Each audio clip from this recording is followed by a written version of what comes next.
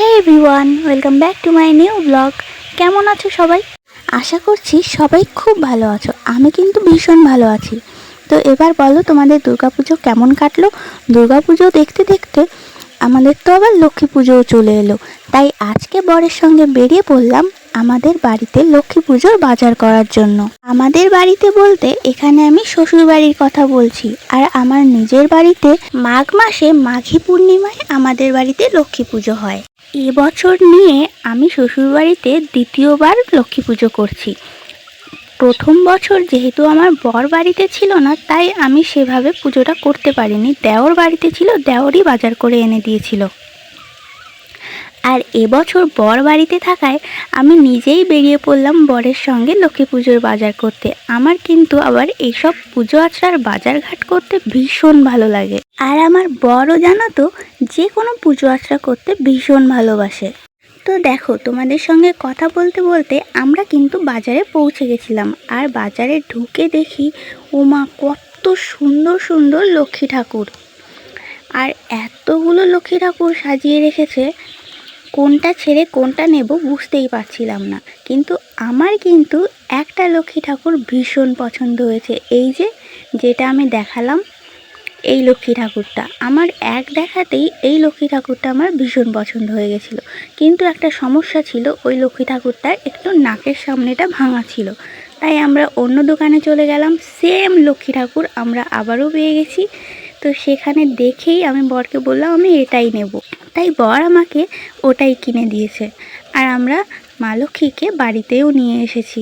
তো আমার বর এখানে বিল পেমেন্ট করছিল। বিল পেমেন্ট করার পর আমরা চলে গেলাম একটা বড় ব্যাগ কিনতে, যেটাতে আমরা ফলের বাজার করব। তারপর আমরা সোজা চলে গেলাম ফল বাজারের দিকে। প্রথমেই আমরা আখ নিয়ে নিয়েছিলাম। তারপর আখ নেওয়া হয়ে গেলে আমরা নিয়ে নিয়েছিলাম পদ্ম ফুল, ধানের ছড়া, নলডুগরি ফুল আর কিছু গাঁদা ফুল, হলুদ আর কমলা রঙের। তারপর আমরা চলে গেলাম বাজারের ভেতরের দিকে, যেখানে অনেক রকমের ফল পাওয়া যায়। আর দেখো আজকে বাজারে কত ভিড় পুজো উপলক্ষে। লক্ষ্মী পুজো তো প্রত্যেকটা ঘরে ঘরেই হয়, তাই এত ভিড় বাজারে আজকে। বাজারে ভিড়ের ঠেলায় তো আমাদের চোখে মুখে অন্ধকার দেখার অবস্থা হয়েছিল প্রায়। তারপরেও সেই ভিড় ঠেলে আমরা চলে গেছিলাম ফলের দোকানে, যেহেতু পুজো তো করতেই হবে। তাই এখান থেকে আমরা সমস্ত রকমের ফল, আমাদের বাড়িতে যা যা লাগবে আমরা সমস্ত ফল নিয়ে চলে এসেছিলাম। আর যতক্ষণ আমার বর বাজার করছিল, আমি কিন্তু মা লক্ষ্মীকে কোলে কোলে নিয়েই ঘুরছিলাম পুরো বাজার করার সময়টা। তারপর ফল বাজার থেকে বেরিয়ে এসে আমাদের আরও কিছু দশকর্মার জিনিস লাগতো, তো আমরা সেগুলো নিয়ে বাড়ির দিকে রওনা দিয়েছিলাম।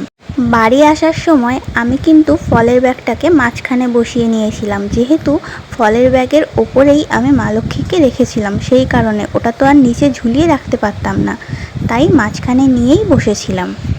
বাজার থেকে বাড়ি এসে আগে আমি তোমাদেরকে আলপনাটা দেখিয়ে দিচ্ছি। এটা কিন্তু আমি পুজোর আগের দিন রাত্রেবেলায় করেছিলাম, যেহেতু আমি জানতাম যে পুজোর দিন অনেক রকমের কাজ থাকে। তাই আলপনাটা আমি যেমনটা চাইছি তেমনটা নাও করতে পারি। তাই আগের দিন রাত্রে আমি অনেকটা সময় ধরে সুন্দর করে আমার মনের মতো আলপনা দিয়েছিলাম। দাঁড়াও, এবারে আমি মা লক্ষ্মীকে তোমাদেরকে ভালো করে দেখিয়ে দিই, যাকে আমি বাজার থেকে নিয়ে এসেছিলাম। এবার বলো, আমার মা লক্ষ্মীকে তোমাদের কেমন লাগলো? এবার একে একে বাজার থেকে আমি যা যা এনেছি তোমাদেরকে একে একে দেখিয়ে দিই। প্রথমে এখানে ছিল মায়ের গলার মালা আর একটা মোমবাতি, তারপর দশকর্মার জিনিস, পদ্ম ফুল, ধানের ছড়া, পুজোর ফুল, আর এখানে ছিল মিষ্টি, কদমা, আতপ চাল, খই মুড়ি, মুরকি। আমার মা পুজোর জন্য দুধ পাঠিয়েছিল, নারকেল এনেছিলাম বাজার থেকে, আরও ফল ফলাদি অনেক কিছু সবই ছিল এখানে। তো চলো এবার একেবারে স্নান করে রেডি হয়ে আসি, তারপর তোমাদের সঙ্গে দেখা হচ্ছে।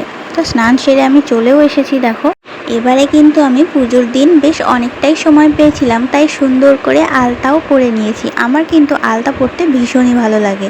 যেহেতু আমি আলপনাটা আগের দিন রাত্রে করে রেখেছিলাম, তাই আমি অনেকটা সময় পেয়েছিলাম। আর এই যে আমার বর, দেখেছো এত ভালো বর যে আমাকে পুজোর ফলগুলো সমস্ত ও কেটে দিচ্ছে। ওর কিন্তু কোমরে ভীষণ ব্যথা পেয়েছিল পুজোর দিন পড়ে গিয়ে। তারপরেও ও সিঁড়িতে বসে বসে আমাকে সমস্ত ফলগুলো কেটে দিয়েছে। আমার বর এদিকে ফলগুলো কেটে দিচ্ছিল আর আমি কিন্তু ময়দা মেখে নিচ্ছিলাম। ময়দা মাখা কমপ্লিট হওয়ার পর আমি নারকেলগুলো ভালো করে আঁচড়ে নিয়েছি। আঁচড়ে নিয়ে তারপর ফাটিয়ে নিয়েছিলাম। আমরা 2টো নারকেল এনেছিলাম বাজার থেকে, আর নারকেলের কি দাম বাপরে! 2টো নারকেলই আমি ভালো করে আঁচড়ে ফাটিয়ে জল বের করে নিয়েছি। তারপর এবার বসবো নারকেলগুলো কোড়ানোর জন্য। লোকে কথায় বলে না যে রাধে সে চুলও বাঁধে, তো আমি কিন্তু একটু একটু করে সব কাজই করতে পারি। এই যেমন ঠেলায় পড়লে বিড়াল গাছেও ওঠে, ঠিক আমার অবস্থাও পুজোর দিন তাই হয়েছিল। আমার বর পড়ে গিয়ে ব্যথা পেয়ে বেশিরভাগ কাজটা আমাকেই করতে হয়েছিল, তাও ও যেটুকু পেরেছে সবটাই আমাকে করে দিয়েছে। এরকম ভাগ্য কজনের থাকে বলো তো? তো যাই হোক, দেখো তোমাদের সঙ্গে কথা বলতে বলতে আমার কিন্তু নারকেল কোড়ানো প্রায় কমপ্লিট হয়ে গেছে। আমার কাছে এই ছোট্ট হাত কোড়ানোটা ছিল, এটা দিয়ে কিন্তু বেশ তাড়াতাড়ি নারকেল কোড়ানো যায়। আমি কিন্তু এখানে 2টো নারকেল কুড়িয়ে নিয়েছিলাম। এরপর চলে যাব লুচি বেলতে। লুচিগুলো আমি বেলে নিচ্ছিলাম আর আমার শাশুড়ি মা আমাকে ভেজে দিচ্ছিল। তারপর আমরা বসে গেছিলাম নাড়ু পাকাতে। নাড়ুর পাকটাও উনি তৈরি করে দিয়েছে। যদিও আমি নাড়ুর পাকটা কোনোদিন তৈরি করিনি, তাই এবার পুজোতেও রিস্কটা নিলাম না। কিন্তু নাড়ুর পাক তৈরি হওয়ার পর আমার কিন্তু এই নাড়ুগুলো বানাতে বেশ ভালোই লাগে। নাড়ু বানানো তো প্রায় কমপ্লিট। চলো এবার একেবারে রেডি হয়ে আসি পুজোয় বসার জন্য। তো দেখো এখানে আমি কিন্তু এই শাড়িটা পরে রেডি হয়ে গেছি। কেমন লাগছে আমাকে জানিও। আমি কিন্তু বাড়ির পুজোর জন্য একদম সিম্পলভাবে সেজেছি, কোনো সাজগোজ করিনি, শুধু শাড়িটাই পরেছি জাস্ট। চলো এবার আমি তোমাদেরকে আমার ঘরের বাইরে থেকে লক্ষ্মী পুজো উপলক্ষে আমি কিভাবে সাজিয়েছি সেটা দেখাই। তো দেখো আমি ফার্স্টে সুন্দর করে আলপনা দিয়ে নিয়েছিলাম। তারপর এই যে লক্ষ্মী ঠাকুরকে যেখানে বসিয়েছি সেই জায়গাটাও সুন্দর করে সাজিয়ে নিয়েছি। আমি যা যা জিনিস গোছাতে পেরেছি সেই জিনিসগুলো দিয়েই। এবার আমি বসবো পাঁচালি পড়তে। দোল পূর্ণিমার নিশি নির্মল আকাশ, মৃদুমন্দ বহিতেছে মলয় বাতাস। লক্ষ্মীরে লইয়া বামে বসি নারায়ণ, করিতেছে নানা কথা সুখে আলাপন। হেনুকালে বিনা হাতে আসি মণিবর, নমে লক্ষ্মী নারায়ণ। কেহ দেখি প্রাণাধিক পুত্রকন্যা গণে, পরিত্যাগ করিতেছে অন্যের কারণে। বলমাগো নারায়ণী, কি পাপের ফলে অসহ্য জ্বালায় মর্তবাসী সদা জলে। শুনি তাহা লক্ষ্মী দেবী দুঃখিত অন্তরে কহিলেন সব কথা। ক্ষুণ্ণমণি বরে শুনি ঋষি মর্তবাসী কেন দুঃখ পায়। দুষ্কৃতির ফল ইহা জানিবে নিশ্চয়, চঞ্চলা আমার নাম কিসের। লজ্জা আদি গুণ যত নারী ভূষণ, একে একে সব তারা করিছে বর্জন। অতিথি আসিলে গৃহে রুষ্ট হয় মনে, স্বামীর আগেই খায় যত নারীগণে। পতির বচনে হেলা করে নারীগণ, গৃহকার্য ছাড়িয়াছে ছেড়েছে রন্ধন। তো আমি কিন্তু এইভাবে পাঁচালি পরেই পুজো করে নিয়েছিলাম। আগের বছর আমি পাঁচালি পরেই পুজো করেছিলাম। আমি মনে করি নিজে যতটুকু পারবো সেটুকু গুছিয়েই নিজের মন থেকে ভক্তি ভরে পুজো করলেই মা সন্তুষ্ট হয়।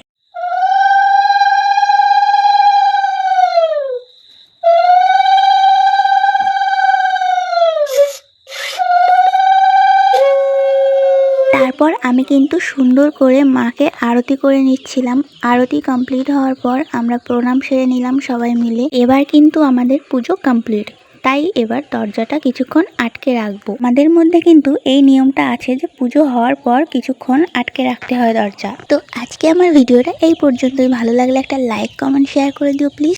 দেখা হবে তোমাদের সঙ্গে নতুন কোনো ভিডিওতে। ততক্ষণের জন্য সকলে সুস্থ থেকো, ভালো থেকো, টাটা, বাই বাই।